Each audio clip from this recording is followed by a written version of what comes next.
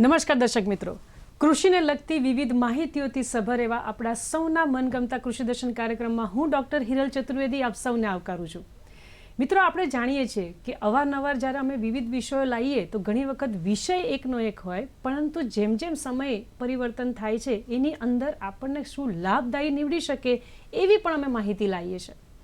આપણે મોટાભાગે કોઈ પણ પાકનું ઉત્પાદન કરીએ આર્થિક રીતે આપણને લાભ મળે, અને મેં એવું પણ જોયું છે કે વધારે પડતો જંતુનાશક દવાઓનો અથવા રાસાયણિક ખાતરોનો આડેધડ ઉપયોગ કરી નાખીએ છીએ, એવું માનીએ છીએ કે એનાથી મને ઉત્પાદન વધારે મળશે અને મને આર્થિક રીતે પણ નફો થશે, પરંતુ એવું નથી. કેમ? તો કે આજે જે નિષ્ણાંત પધારેલા છે એમના મત મુજબ જો આપણે ઉનાળુ પાકોમાં સંકલિત રોગ જીવાત નિયંત્રણને થોડું સમજી લઈએ ને, તો જે આપણે થોડી ઘણી નાની મોટી ભૂલ કરીએ છીએ ને એ ભૂલો કરતાં પણ બચી શકીએ અને આપણને આર્થિક લાભ પણ થાય. મિત્રો, આજે કૃષિ દર્શન કાર્યક્રમમાં આપણે વિષય રાખ્યો છે ઉનાળુ પાકોમાં સંકલિત રોગ જીવાત નિયંત્રણ. આ વિષય અંતર્ગત આજે આપણને વિસ્તૃત માહિતી અને માર્ગદર્શન આપવા માટે આપણી સાથે મેડમ ઉપસ્થિત થયા છે. હું એમનો પરિચય આપું. તેમનું નામ છે ડૉક્ટર યોગિતાબેન દિવાન અને તેઓ નાયબ ખેતી નિયામક પાક સંરક્ષણ તાલીમ અને મુલાકાત શાખા કૃષિ ભવન ગાંધીનગર પોતાની હાલ ફરજ બજાવે છે. તો ચાલો મેડમને મળીએ અને ઉનાળુ પાકોમાં સંકલિત રોગ જીવાત નિયંત્રણ કઈ રીતે આપણને લાભદાયી નીવડી શકે એના વિશે ચર્ચા કરીને માહિતી મેળવીએ. કાર્યક્રમની શરૂઆતમાં મેડમ આપનું સ્વાગત છે. નમસ્કાર. નમસ્કાર ખેડૂત મિત્રો. આમ તો મેડમ વિશાળ આપણો સબ્જેક્ટ છે એવું કહી શકાય કે ઉનાળુ પાકમાં જ્યારે આપણે રોગ જીવાત નિયંત્રણ વિશે વાત કરીએ, પણ આપના મુખ્યથી શરૂઆતમાં મારે સાંભળવું છે કે એક તો આજે આપણે રોગ જીવાત નિયંત્રણ કહીએ છીએ એ શું છે અને એનાથી આપણને લાભ કઈ રીતે નીવડી શકે, એના ફાયદા વિશે જણાવશો. નમસ્કાર ખેડૂત મિત્રો. આજે આપણે હિરલબેને હમણાં શરૂઆતમાં જે ક્ષણિક નાની અમથી વાત કરી કે આપણે ઘણા વર્ષોથી વધુ ઉત્પાદન મેળવવાની લાલચમાં રાસાયણિક ખાતરો અને દવાઓ, જંતુનાશક દવાઓનો ઉપયોગ કરીએ છીએ, પરંતુ એનું આપણને પૂરતું જ્ઞાન નથી. ખેડૂતોને એની પૂરતી માહિતી, જ્ઞાન અને એ મળે તો એનાથી રોગ જીવાતનો સંકલિત ઉપયોગ કરીને આપણે એને જે ઉપયોગી કીટકો છે, જેમાં જે કુદરતી કીટકો છે અને જે પાકમાં ઉપયોગી બને છે અને એને આપણે બચાવી શકીએ. આપણે જંતુનાશક દવાનો આડેધડ ઉપયોગ કરીએ છીએ તો તેનાથી શું થાય છે, રાસાયણિક દવાઓના કારણે જે જીવાતો હોય છે પાક ઉપરની, તો એમાં રોગ પ્રતિકારક શક્તિ વધતી જાય છે. જેમ આપણા મનુષ્યમાં હોય છે કે એકની એક દવા વારંવાર લઈએ છીએ તો ધીમે ધીમે એની અસર ઓછી થતી જાય છે. સેમ વસ્તુ આમાં હોય છે જીવાતોમાં, કે એકને એક દવા આડેધડ આપણે ઉપયોગ વધારે આપણને એમ થાય છે કે બહુ જીવાતો પડી ગઈ છે અને હું દવાનો વધારે ઉપયોગ કરીશ તો જીવાતો ઓછી થઈ જશે અને મને મબલક પાક મળશે. એની લાલચમાં આપણે આડેધડ દવાઓનો ઉપયોગ, ખાતરોનો ઉપયોગ કરીએ છીએ, પરંતુ એવું નથી હોતું. આ આડેધડ ઉપયોગ કરવાથી જે જીવાતો ઉપયોગી કીટકો હોય છે એનો નાશ થાય છે અને જે જીવાતો છે એની રોગ પ્રતિકારક શક્તિ વધે છે. વધુમાં આ બધી વસ્તુઓ થવાથી આપણા પર્યાવરણમાં નુકસાન થાય છે. પર્યાવરણમાં નુકસાન થાય છે, હવા, પાણી અને પ્રદૂષણ પણ વધે છે અને જેના કારણે જે દવાઓના ઉપયોગથી આપણે જે પાકના અવશેષો છે એમાં રેસિડ્યુસ જોવા મળે છે, અવશેષો જોવા મળે છે, જે આપણે માનવને પણ નુકસાન સાબિત થાય છે. તો આ બધાથી બચવા માટે આપણે જો સંકલિત જીવાત નિયંત્રણનો ઉપયોગ કરીએ તો આ પર્યાવરણ બચાવી શકાય છે. પરપક્ષી કીટકો અને પરજીવી જે કીટકો છે, જે ઉપયોગી કીટકો છે, જે કુદરતી કીટકો છે અને જે આપણા પાકને નુકસાન કરતી જીવાતોને અટકાવે છે, એને પણ આપણે બચાવી શકીએ છીએ. આ બધાનો ઉપયોગ કરવાથી ખેડૂતોનો ખર્ચ પણ ઓછો થાય છે અને હાનિકારક અવશેષો, જે રેસિડ્યુસ આપણે શાકભાજી, ફળો અને ખાઈએ છીએ અને જે રેસિડ્યુસ આપણને મળતા હોય છે એ પણ ઓછા થઈ શકે છે. તો આ બધા ઉપયોગોને ધ્યાનમાં રાખીને આપણે જીવાત નિયંત્રણ, સંકલિત રોગ અને જીવાત એવી રીતના કરવું જોઈએ કે આ જીવાતોને બચાવીને આર્થિક રીતે ખેડૂતોને પરવડે અને વિવિધ આ સંકલિત જીવાત નિયંત્રણની વિવિધ પદ્ધતિઓનો ઉપયોગ કરીને પર્યાવરણને પણ નુકસાન ના થાય એ રીતના પાકની જે જીવાતો છે એની ક્ષમ્ય માત્રા, એટલે કે એને નુકસાન કરવાની માત્રા એકદમ ઘટી જાય, એ પ્રમાણે ઉપયોગ કરીને આપણે જે પદ્ધતિ અપનાવવાની છે એને સંકલિત રોગ જીવાત નિયંત્રણ કહી શકાય. મિત્રો, આપ જોઈ રહ્યા છો કૃષિ દર્શન કાર્યક્રમ. અત્યારે આપણે વાત કરી રહ્યા છે ઉનાળુ પાકોમાં સંકલિત રોગ જીવાત નિયંત્રણ. અત્યારે સમય થયો છે નાનકડા વિરામનો. મળે વિરામ બાદ.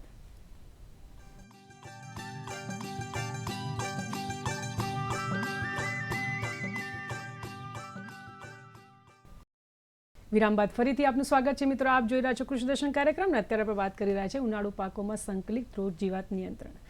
વિરામમાં જતા પહેલા મેડમે સરસ વાત કરી અને મને તમારી વાત એ ગમી કે ધારો કે તમે મને એક ખોરાક એવો આપો છો કે કદાચ હું એકવાર માંદી પડી શકું, પણ પછી જો મને આની જ આદત પડી જાય તો મારી અંદર રોગ પ્રતિકારક શક્તિ વધી જાય તો કદાચ હું એમના માથે પડી હોય એ પડ્યા જ કરીએ એના જેવું કહી શકાય. મને તમારી આ વાત ગમી કે એક જે છે ઉપયોગી કીટકો. હવે મારે એ જાણવું છે કે એક તો પહેલાં તો આ ઉપયોગી કીટકો જે છે એ કયા છે, કારણ કે એનું નાશ થઈ જાય તો આપણને નુકસાન થાય છે, તો પછી એ કઈ રીતે ઉપયોગી બને છે એના વિશે વાત કરશો. જી હિરલબેન, આપણે ખેડૂતોને ખાસ તો મોટાભાગના ખેડૂતો જાણતા જ હશે, પરંતુ આપણને ખ્યાલ નથી હોતો કે ભાઈ આ કીટકો ઉપયોગી છે, જે આપણા પાકને નુકસાન કરતા અટકાવે છે. એટલે જે પાકમાં નુકસાન કરતી જે જીવાતો આવતી હોય, આ જે કીટકોમાં પરજીવી કીટકો હોય છે ને પરભક્ષી કીટકો હોય છે. પરજીવી કીટકો એવા હોય છે કે જે પાકની જે જીવાતો હોય છે, એટલે જે જીવાતો ઈંડા મૂકે એની અલગ અલગ અવસ્થા હોય છે, તો એ જે ઈંડા મૂકે છે એમાં જે પોતાનું જીવન પસાર કરે છે અને એમાં જઈને પોતાનું ઈંડું મૂકે છે. એટલે પરજીવી કીટકો જે છે એમાં ખાસ કરીને ટ્રાઇકોગારમાં ભમરી હોય છે અને ટેકનિડ માખી હોય છે, અને પરભક્ષીમાં એ ભક્ષણ કરે છે. જે જીવાતો હોય છે, ઈયળ હોય છે અને જે ઈંડા હોય છે ને આ બધાનું ભક્ષણ કરે છે, એ પ્રકારની જે જીવાતો હોય છે એ પરભક્ષી કીટક હોય છે. એમાં આપણે મોટાભાગે ખેડૂતો જાણતા હોય એને દાળિયાના નામે ઓળખતા હોય છે, જે લાલ કલરની જીવાત આવતી હોય છે, અને બીજી ક્રાઇસોપા લીલી પોપટી તરીકે પણ ઓળખતા હોય છે. તો આ પ્રકારની જે જીવાતો છે, જો ખેડૂતો પહેલેથી જ જાણતા હોય કે આ કીટકો, આ જીવાતો છે જે આપણે જે પાક વાવેલો છે અને પાકને નુકસાન કરતી અટકાવે છે, તો એ વખતે દવા છાંટવામાં ધ્યાન રાખીને આ જીવાતોને નુકસાન ના થાય એ પ્રમાણે એનું આયોજન થાય તો વધારે સારું રહે, જેથી કરીને રાસાયણિક ખાતરો અથવા તો દવાનો ઉપયોગ ઓછો કરવો પડે. એવું કહી શકાય જે ફાયદા કરતા આપણા મિત્ર છે, આપણે એને સાચવીએ તો એ આપણને પણ આર્થિક રીતે જ્યારે આપણને લાભ કરવાનો વાત આવે તો એ આપણને લાભ કરી શકે. મેડમ, હવે જેમ આપણો સબ્જેક્ટ જ છે કે ઉનાળુ પાકોમાં રોગ જીવાત નિયંત્રણ, એમાં સંકલિત રોગ જીવાત નિયંત્રણ કઈ રીતે કરી શકાય, કારણ કે મુખ્ય મુદ્દો આપણો એ જ છે, તો તમે શું કહેશો? જી, હવે મેઇન ઉનાળુ પાકના આપણે ખરીફ અને રવિ પાકો મુખ્યત્વે આપણા ગુજરાતમાં હોય છે. ઉનાળુ પાકોમાં મુખ્યત્વે કઠોળ પાકો ખેડૂતો વાવતા હોય છે, અને ઉનાળુ બાજરી છે, ઉનાળુ જુવાર છે, ઉનાળુ મકાઈ છે, ઉનાળુ ડાંગર છે, ઉનાળુ મગફળી છે, એ મોટાભાગે અમુક અમુક વિસ્તારોમાં પાકો વવાતા હોય છે. આ પાકોમાં જ્યારે રોગોનું સંકલિત જીવાત નિયંત્રણ કરવું છે ખેડૂતોએ, તો એના માટે ખેડૂતો મુખ્યત્વે જે ખેતી કાર્યો કરે છે, મેં શરૂઆતમાં જ વાત કરી કે આના માટે અલગ અલગ પદ્ધતિઓનો ઉપયોગ કરીને અને સંકલિત જીવાત નિયંત્રણ કરી શકાય છે. બરાબર. તો ખેતી કાર્યો છે, યાંત્રિક પદ્ધતિ છે, જૈવિક નિયંત્રણ છે, રાસાયણિક ખાતરનો કાર્યક્ષમ ઉપયોગ કરીને પણ, અને વનસ્પતિક કીટનાશકો આવે છે, આ બધી પદ્ધતિઓનો ઉપયોગ કરીને આપણે જૈવિક સંકલિત રોગ જીવાત નિયંત્રણ કરી શકીએ છીએ. અને જો આ પદ્ધતિ અપનાવીએ અને ક્યાંક મુશ્કેલી પડે તો આપણા હંમેશા એક્સપર્ટ તૈયાર હોય જ છે કે ક્યારેક પણ એ લોકોને સલાહ સૂચન જોઈતું હોય તો કંઈક પણ નજીકમાં સંપર્ક કરે કૃષિ ભવનમાં કે ગમે ત્યાં, તો પણ એમને વાંધો નથી આવતો. મેડમ, હવે જે આ ઉનાળુ પાકો છે એના ખેતી કાર્યોમાં સંકલિત રોગ જીવાત વ્યવસ્થાપન કઈ રીતે કરવું જોઈએ એ અમારા દર્શક મિત્રોને આપ કહેશો. ખેડૂત મિત્રો, આપણે જાણીએ જ છીએ કે ખેડૂતે કોઈ પણ પાક તૈયાર કરવાનો છે તો એણે શરૂઆતથી બધા ખેતી કાર્યો કરવાના થાય છે. આપણે જ્યારે પાક ઉત્પાદન કોઈ પણ પાક વાવે છે ખેડૂત અને એણે પાક ઉત્પાદન મેળવવું છે, તો પાક સંરક્ષણ એ મુખ્ય એનો અગત્યનું આમ કહીએ કે પરિબળ ગણાય છે. કે જો પાક સંરક્ષણ, રોગ અને જીવાત આવે અને રોગ જીવાતનું નિરીક્ષણ ના થાય, સમયસર એનું સંકલિત ના થાય, તો 10થી 50% નુકસાન ખેડૂતોને પાકમાં થતું હોય છે. તો જો આ નુકસાન થતું હોય અને એને અટકાવવું હોય તો આપણે શરૂઆતમાં વાત કરી કે સંકલિત જીવાત નિયંત્રણનો ઉપયોગ કરીએ. જે રાસાયણિક અમુક દવાઓ પણ એવી આવે છે કે જે આપણી આ પરજીવી અને પરભક્ષી કીટકોની શરૂઆતમાં વાત કરી, તેને પણ અસર ઓછી કરે છે, એટલે એને સુરક્ષિત રાખે છે. એવી દવાઓ પણ માર્કેટમાં મળે છે. એનો પણ ઉપયોગ કરીને, એટલે વિવેકપૂર્ણ ઉપયોગ કરીને આપણે આ ખેતી કાર્યો કરવાના થાય છે. ખેતી કાર્યોમાં આપણે જાણીએ છીએ કે જમીનની તૈયારી, બિયારણ ખરીદવું, બિયારણની વાવણી, ત્યારબાદ ખાતર, પાણી અને આંતરપાક, પિંજર પાક, બધા પાક લઈને અને આ બધામાં કઈ કઈ પદ્ધતિઓ અપનાવીને જ્યારે છેલ્લે આપણે કાપણી કરીએ છીએ. આ બધા ખેતી કાર્યો છે.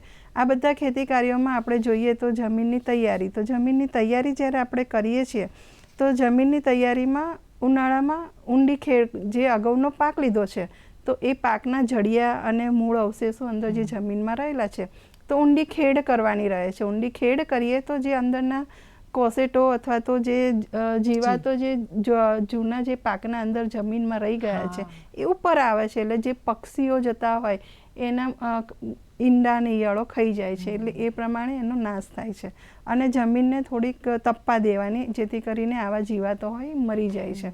એટલે ઉનાળામાં ઊંડી ખેડ કરવી જોઈએ. બીજું કે બિયારણ જ્યારે આપણે ખરીદીએ છીએ તો બિયારણની જાતો રોગ પ્રતિકારક શક્તિ ધરાવે તે પ્રમાણેના બિયારણો ખરીદવા જોઈએ અને એ જેના કારણે જમીનજન્ય અને ફૂગજન્ય રોગ આવે નહીં.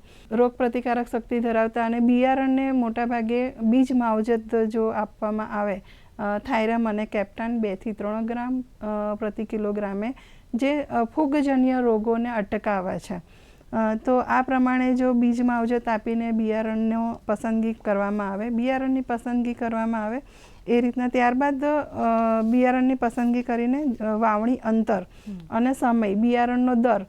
તો અમુક પાક એવા હોય છે કે આપણને જો જીવાતો નો સમય ખબર હોય કે ભાઈ આ સમયગાળામાં જીવાતનો ઉપદ્રવ વધે છે તો એ પ્રમાણે તમે પાકને વહેલી કે મોડી એ પ્રમાણે વાવણી કરો તો પણ તમે સંકલિત કરી શકો છો. આ બધી સૂઝબૂઝ છે કે આ બધાનું તમે જ્ઞાન રાખીને અને એનો ઉપયોગ કરીને જો ખેતી કરો, આમાં કોઈ ખર્ચ થતો નથી.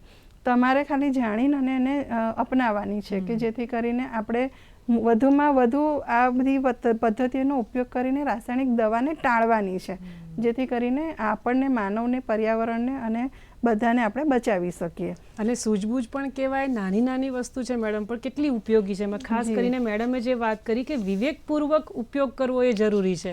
એમાં ખાસ કરીને મને તમારી જે ઊંડી ખેડ છે એ પણ મને વાત ખૂબ ગમી, અને બીજ માવજત, કારણ કે આ છે શરૂઆતની અવસ્થા મેડમ, પણ જો એમાં આપણે ધ્યાન ના રાખીએ, જેમ કે ઉનાળો છે કે કેટલું સરસ છે કે એમાં જો આપણે જમીનને સરસ તપાવીએ તો અડધા આપણા જે પ્રોબ્લેમ્સ છે અથવા સમસ્યા છે એ નિવારણ થઈ શકે. બરાબર છે મેડમ. હવે જે કીટનાશકો છે, અમે અગાઉ જેમ વાત કરી એમ ખાસ દર્શક મિત્રો ધ્યાનથી સાંભળજો કે જૈવિક કીટનાશકો અને વાનસ્પતિક કીટનાશકો એ સંકલિત રોગ જીવાત નિયંત્રણમાં કઈ રીતે ઉપયોગ બને એના વિશે વાત કરશો.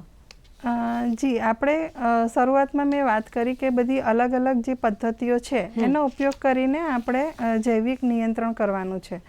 તો જૈવિક કીટનાશકોમાં આપણે જે સજીવ કહીએ, સજીવમાં સૂક્ષ્મ જીવાણુઓ અને વનસ્પતિનો ઉપયોગ, એની જે પેદાશો છે એનો ઉપયોગ કરીને જે દવા બનાવવામાં આવે છે એને બાયોપેસ્ટિસાઇડ્સ કહે છે. આ જે બાયોપેસ્ટિસાઇડ ઘણીવાર પ્રયોગશાળામાં પણ એનો ઉપયોગ કરીને બનાવવામાં આવતી હોય છે. જેમાં સૂક્ષ્મ જીવાણુઓનો આપણે જોઈએ તો એમાં બેક્ટેરિયા છે, ફૂગ છે, કૃમિ છે, વાયરસ છે, એ બધાનો ઉપયોગ એ જૈવિક નિયંત્રણ તરીકે ઉપયોગ કરવામાં આવે છે. ધારો કે બેક્ટેરિયા છે તો બેક્ટેરિયામાં બેસિલસ થ્યુરેન્જીસ નામના જીવાણુ જે હોય છે એ ચૂસિયા પ્રકારની અને પાન ખોરનારી જે જીવાતો હોય છે એના પર છંટકાવ કરવાથી એનું નિયંત્રણ થઈ શકે છે. એ જ પ્રમાણે વાયરસ છે, NPV વાયરસ નામનું જે પ્રવાહી સ્વરૂપે જે મળે છે એ ન્યુક્લિક પોલીહાઇડ્રસ વાયરસના નામે ઓળખાય છે. અને એ દવાનો જે પ્રવાહી છે એનો છંટકાવ સાંજના સમયે કરવાથી મગફળીમાં જે ધૈણ આવે છે, ચૂસિયા પ્રકારની ઈયળો, અને એ બધાનું છંટકાવ કરવાથી ઈયળોમાં પ્રવેશ કરીને અને કીટકના એમાં એ ઝેર પેદા કરે છે અને કીટકોને મારી નાખે છે. તો આ પ્રમાણે એનું નિયંત્રણ કરે છે. તો બીજું કે વાનસ્પતિક જે કીટનાશકોની આપણે વાત થઈ, તો વાનસ્પતિક કીટનાશકો ઘણી બધી છે, જેમ કે લીમડો છે, તુલસી છે, લસણ છે, કરંજ છે. આ બધાના જે પાન છે અને એના અર્કનો ઉપયોગ કરીને એની દવા છાંટવાથી જૈવિક નિયંત્રણ થઈ શકે છે. પણ મુખ્યત્વે વનસ્પતિ કીટનાશકમાં લીમડાનું મહત્વ સૌથી વધારે છે અને વધારે સફળ આમ સાબિત તો આમ થયો જોવા છે. જઈએ ને તો ટોપિક એટલો બધો લાંબો છે, હું તમને અટકાવું છું. મિત્રો, આપ જોઈ રહ્યા છો કૃષિ દર્શન કાર્યક્રમ. અત્યારે આપણે વાત કરી રહ્યા છે ઉનાળુ પાકોમાં સંકલિત રોગ જીવાત નિયંત્રણ. અત્યારે સમય થયો છે ફરીથી નાનકડા વિરામનો. મળે વિરામ બાદ.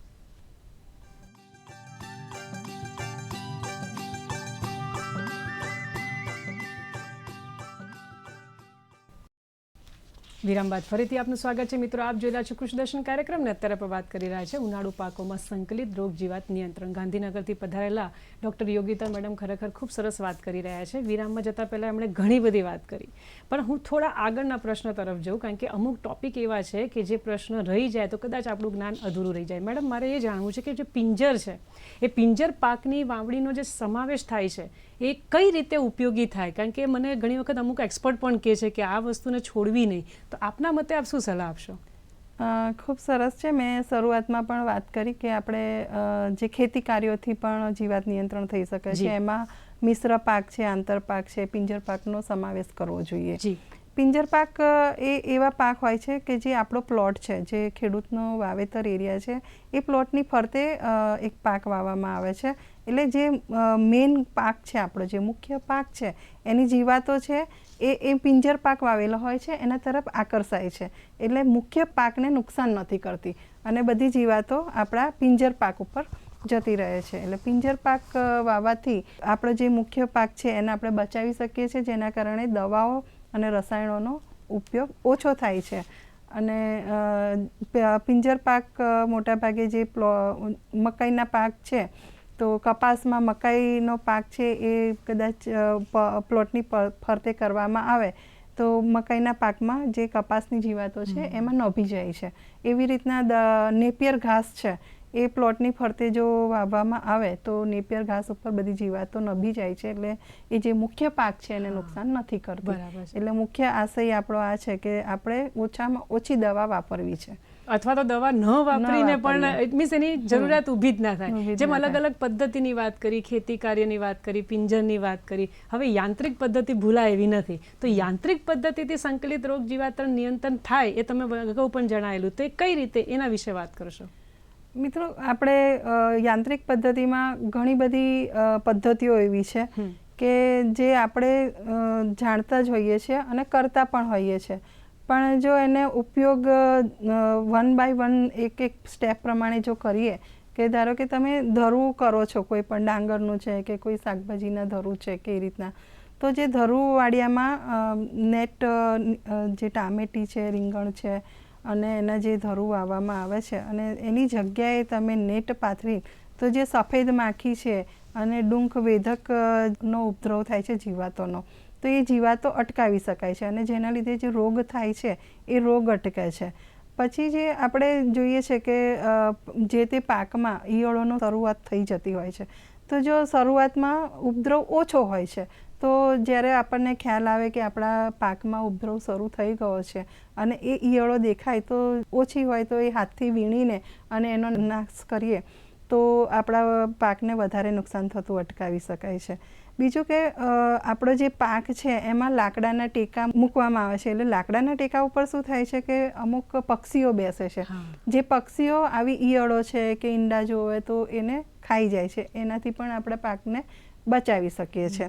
પણ ક્યારેક એવું થાય છે કે અમુક પક્ષીઓ એવા હોય છે, જેમ કે પોપટ છે કે કબૂતર છે, એ પાછા શાકાહારી હોય છે, એ આપણા પાકને નુકસાન કરતું હોય છે.